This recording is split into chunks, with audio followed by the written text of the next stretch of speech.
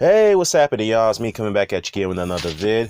Well, the report just came out, and it's been reported by Nielsen's ratings and ratings firm is that Deontay Wilder versus Dominic Breazeale, which was telecast on regular Showtime broadcast, had peaked at 990,000 views on a live format. Okay, now I saw some earlier videos that had indicated there was an earlier report that the fight did only 790,000 views. Okay, now shout out to Nyota because he posted this in the chat. Other than I saw those videos, those uploads, and the person who reported it was an individual named Jason Cruz. Now he provided this information from his source came from Showtime. Was it not Showtime, but Showbuzz, which is an independent research firm, which they have tallied their research from Nielsen. Now, I did try to do a cross-reference on that situation. So I looked at Showbuzz and I said, okay, I never really heard of this research firm. So I looked at their data and it seemed pretty legit. So I tried to cross-reference over to Nielsen and I saw Nielsen's ratings and I'm like, wait a minute, Nielsen hasn't really yet reported this. So what's going on here? So I was like, okay, I'll take it as it is. I was going to do a video on this, give my take on the 790,000 views, but actually it was some channels reported 700,000, and then Jason Cruz reported 791,000. So there was a bit of a conflict there. But now this report that just came out on Boxing Scene, according to the Nielsen report, the real Nielsen report, Nielsen had tallied that there was a 990,000 live viewership for the fight. With a combination of the live stream and the replay that took place on Sunday, the fight generated over 1.1 million views.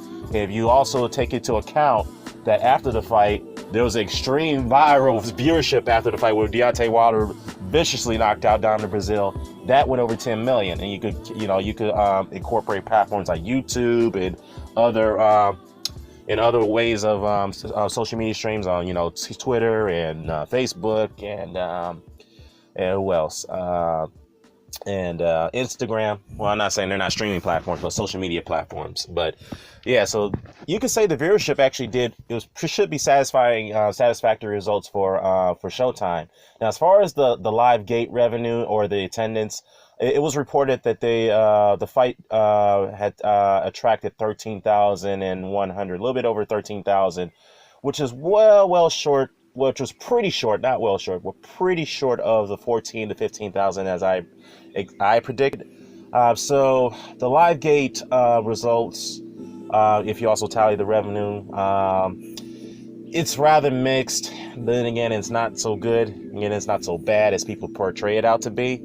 If they had, obviously they had well over 200,000 or 200, close to 3,000 tickets left to be sold. Yeah, it's mixed. So obviously they didn't do too, they didn't. I would suspect, I should say, that the results are not for Showtime's sake or the promoters behind it, which is Brooklyn Boxing with Heyman, which is Heyman, is that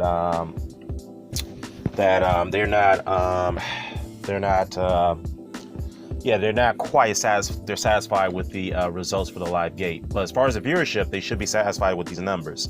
So again, let me know what your thoughts about this. And for those who put those up videos out earlier this morning, or earlier, I should say, depending on the time zone, however you want to look at it, I suggest you guys take those videos down and retract what you just said about that 700,000, which is initially reported.